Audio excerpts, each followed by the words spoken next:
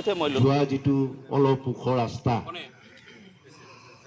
এই কাদংখনৰ আৰু জনিয়াৰ কাদঙত এক ঐতিহাসিক বজাৰ আৰু দীৰ্ঘদিনৰ পৰা প্ৰতি বছৰে এই কাদং বজাৰত মাঘ বিহু উপলক্ষে পুচুৰা মেলাৰ আয়োজন কৰি আহিছে আৰু এইবেলিও তেওঁলোকে আয়োজক সমিতিয়ে উলহ মালহেৰে এক ব্যতিক্ৰমী ৰূপত তেওঁলোকে পুচুৰা মেলাৰ আয়োজন কৰিছে মাঘ বিহুৰ লগত সংগতি ৰাখি আৰু ইয়াত এইবেলি কিছু ব্যতিক্ৰমী পদক্ষেপ তেওঁলোকে হাতত লোৱা পৰিলক্ষিত হৈছে আৰু ব্যাপক আয়োজনেৰে বৰ্ণাঢ্য কাৰ্যসূচীৰে তেওঁলোকে এইবেলি পুচুৰা মেলাৰ আয়োজন কৰিছে আৰু আমাৰ মাজত উপস্থিত আছে আয়োজক সমিতিৰ কাৰ্যকৰী সভাপতি আৰু সভাপতি ডাঙৰীয়াৰ অন্তৰস্থলৰ কিছু মন্তব্য আমি আসাম টক্সৰ সমূহ দৰ্শকক দিবলৈ যত্ন কৰিম। দাদা, দেখিবলৈ পোৱা গৈছে যে এইবেলি আপোনালোকে ৭৩ সংখ্যক পুচুৰা মেলাৰ আয়োজন কৰিছে মাঘ বিহুৰ লগত সংগতি ৰাখি। কি কাৰ্যসূচী লৈছে আৰু কেনেধৰণৰ পদক্ষেপ হাতত গ্ৰহণ কৰিছে? হয়, প্ৰথমতে মই আগতীয়াকৈ হ'লেও মানে গোটেই অসমবাসী ৰাইজলৈ মাঘ বিহুৰ মানে শুভেচ্ছা জনাইছোঁ। এইবাৰ আমাৰ ৭৩ সংখ্যক মানে মাঘ বিহু আৰু পুচুৰা মহোৎসৱ। এইবাৰ আমি শিক্ষাৰ ক্ষেত্ৰত অলপ গুৰুত্ব প্ৰদান কৰিছোঁ, মানে ৰচনা প্ৰতিযোগিতা, সাহিত্য আৰু খেল ধেমালি এইবিলাকৰ ওপৰত মানে গুৰুত্ব প্ৰদান কৰিছোঁ।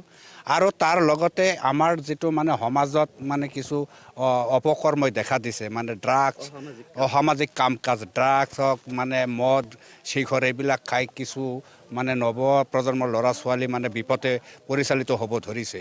গতিকে এই ক্ষেত্ৰত আমি মানে সম্প্ৰতি সমাজৰ কৰণীয়, সম্প্ৰতি সমাজৰ মানে অৱস্থা আৰু যুৱক যুৱতীসকলৰ কৰণীয়, এই শীৰ্ষক এটা আলোচনা চক্ৰ আমি ৰাখি আমি আশা কৰিছোঁ যে ভাল আলোচক মাতি আনি তেওঁলোকক যদি আমি অলপ মানে বুজাব পাৰোঁ, তেতিয়াহ'লে নিশ্চিতভাৱে মানে সমাজখন অলপ মানে ভাল হ'ব।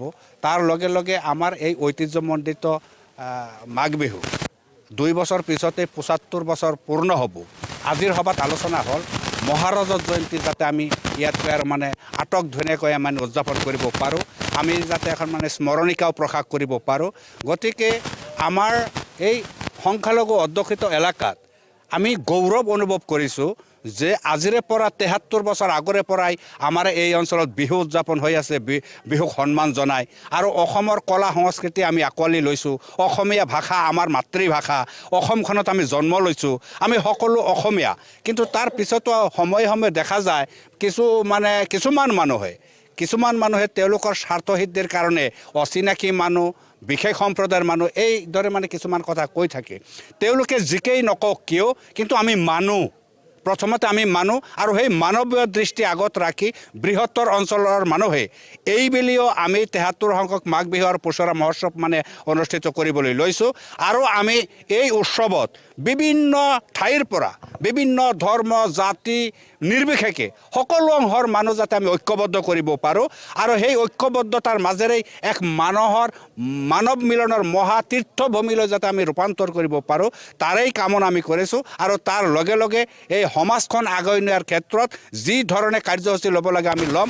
আৰু এটা কথা স্পষ্টকৈ আমি কৈছোঁ, আয়োজক সমিতিৰ পক্ষৰ পৰা কোনো ধৰণৰ অসামাজিক কাম কাজ আমাৰ এই ১০ তাৰিখৰ পৰা ১৭ তাৰিখৰ ভিতৰত আমি মানে সেইবিলাক মানে গ্ৰহণ নকৰোঁ, আমি হ'বলৈ নিদিওঁ। যে আমি যদি এইবিলাকৰ পৰা মানে পৰিত্ৰাণ পাব লাগে, প্ৰত্যেকেই কিন্তু নিজে দায়িত্ব লৈ এই অসামাজিক কাম কাজ বাদেও আমি মানে শিক্ষা, সাহিত্য আৰু বিভিন্ন ধৰণৰ খেল ধেমালিৰ মাজেৰেও যে আমি মানে অনুষ্ঠান কৰিব পাৰোঁ, তাৰেও এটা নিদৰ্শন যাতে আমি দাঙি ধৰিব পাৰোঁ, তাৰ কাৰণে সকলোৰে ওচৰত আমি মানে সহায় সহযোগিতা কামনা কৰিছোঁ।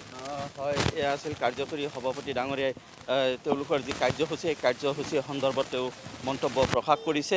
আৰু আমাৰ মাজত উপস্থিত আছে আয়োজক সমিতিৰ মুখ্য সম্পাদক নিয়ামত আলী ডাঙৰীয়া, আৰু তেখেতে এগৰাকী সমাজকৰ্মী, সাংবাদিক, আৰু তেখেতৰ অন্তৰস্থলৰ পৰা আমি কিছু মন্তব্য আসাম টক্সৰ সমূহ দৰ্শকক দিবলৈ যত্ন কৰিম যে তেওঁলোকে যি মহোৎসৱৰ আয়োজন কৰিছে এইবেলি, আৰু এই মহোৎসৱৰ জৰিয়তে শৈক্ষিক দিশত কেনেধৰণৰ প্ৰভাৱ পৰিব সেই সন্দৰ্ভতো আমি কিছু মন্তব্য ল'বলৈ যত্ন কৰিম। হয়, কি ক'ব? আজি আপোনালোকে দেখিছে। ধন্যবাদ জনাইছোঁ আপোনালোকক। এয়া আচলতে এটা অত্যন্ত গুৰুত্বপূৰ্ণ সময়। বিগত বৰ্ষবোৰৰ সফল সামৰণিৰ পিছত 72টা বছৰ বিগত বৰ্ষবোৰৰ সফল সামৰণিৰ পিছত এইবেলি আমি 73 সংখ্যক মাঘ বিহু পচৰা উৎসৱৰ আয়োজন কৰিছোঁ কাদং হাট পৰিচালনা সমিতিৰ উদ্যোগত। এইবেলি আমি কিছু ব্যতিক্ৰম কাৰ্যসূচী ৰাখিব বিচাৰিছোঁ, য'ত থাকিব আমাৰ আলোচনা চক্ৰ, বিভিন্ন ধৰণৰ খেল ধেমালি প্ৰতিযোগিতা, সাহিত্য দিশত কিছু প্ৰতিযোগিতা, কুইজ তৰ্ক প্ৰতিযোগিতা আজি বিভিন্ন ধৰণৰ প্ৰতিযোগিতামূলক অনুষ্ঠান আমি অনুষ্ঠিত কৰিবলৈ আগবাঢ়িছোঁ। আৰু এই অনুষ্ঠানটোৰ জৰিয়তে মই আশা কৰিম যে আমাৰ যিসকল উঠি অহা যুৱ প্ৰজন্ম, যিসকল ছাত্ৰ ছাত্ৰী আছে, তেওঁলোকে শিক্ষাৰ লগে লগে এই মঞ্চখনত একেবাৰে কণমানি শিশুটোৰ পৰা আৰম্ভ কৰি যুৱক যুৱতীলৈকে তেওঁলোকে নিজৰ প্ৰতিভা বা বিকাশ কৰাৰ কাৰণে এটা মঞ্চ বা সুযোগ তেওঁলোকে পাব। আৰু ইয়াৰ পৰাই মই ভাবিম যে এই মঞ্চত যিসকল সাহিত্য সংস্কৃতিৰ তেওঁলোকৰ যি পাৰদৰ্শিতা, তেওঁলোকৰ যি প্ৰচেষ্টা বা তেওঁলোকৰ যি প্ৰতিযোগিতাত অংশগ্ৰহণ কৰিব, ইয়াৰ পৰা এটা সময়ত গোটেই অসম নহয় গোটেই ভাৰতবৰ্ষত গৈ তেওঁলোকে এটা প্ৰতিযোগিতামূলক অনুষ্ঠানত তেওঁলোকে প্ৰতিযোগিতাত অংশগ্ৰহণ কৰি সফল হৈ আমাৰ মাজলৈ গৌৰৱ কৰি আনিবলৈ সক্ষম হ'ব। এই হ'ব তেওঁলোকৰ নতুন প্লেটফৰ্ম। কাদঙত তেওঁলোকে মঞ্চত আহি যি নৃত্য প্ৰদৰ্শন কৰিব, যি কুইজ কম্পিটিশ্যন কৰিব বা অন্যান্য যিসকল প্ৰতিযোগিতাত অংশগ্ৰহণ কৰিব, এই প্ৰতিযোগিতাৰ পৰা গৈ এটা সময়ত নেশ্যনেল ইণ্টাৰনেশ্যনেল লেভেলত গৈ আমাৰ অঞ্চললৈ গৌৰৱ কৰি আনিবলৈ সক্ষম হ'ব। সেই সুযোগ আমি সেই ছাত্ৰ ছাত্ৰী বা যুৱক যুৱতীসকলক আমি দিবলৈ চেষ্টা কৰিম। গতিকে আমি আশা কৰিম যে আমাৰ সন্মুখত হ'বলগীয়া জানুৱাৰীৰ 10 তাৰিখৰ পৰা 17 তাৰিখলৈ আমাৰ যি কাৰ্যসূচী থাকিব, আজি লাইঘাটত যেনেকুৱাকৈ আপোনালোকে দেখা পাইছে প্ৰায় সহস্ৰাধিক লোক এটা অংশগ্ৰহণ কৰিছে, অভূতপূৰ্ব যি সঁহাৰি, ঠিক তেনেকুৱাকৈ 10 তাৰিখৰ পৰা 17 তাৰিখলৈ আমি যি কাৰ্যসূচী ৰাখিছোঁ, বিভিন্ন ধৰণৰ কাৰ্যসূচী, খেল ধেমালি বা অন্যান্য যি প্ৰতিযোগিতামূলক কাৰ্যসূচী, ইয়াৰ লগে লগে যি আমাৰ সাংস্কৃতিক অনুষ্ঠান থাকিব প্ৰত্যেক দিনাই, প্ৰত্যেকটো কাৰ্যসূচীত সমূহ ৰাইজৰ সৰ্বতো প্ৰকাৰৰ সহায় সহযোগিতা আমি আয়োজক সমিতিয়ে আন্তৰিকতাৰে কামনা কৰিছোঁ। হয়, এয়া তেখেতে অতি গুৰুত্বপূৰ্ণ কথা উল্লেখ কৰিছে যে উঠি অহা যিসকল ছাত্ৰ ছাত্ৰী আৰু তেওঁলোকৰ এখন প্লেটফৰ্ম, তেওঁলোকে এখন ইয়াত তেওঁলোকৰ বাবে সুবিধা কৰি দিব।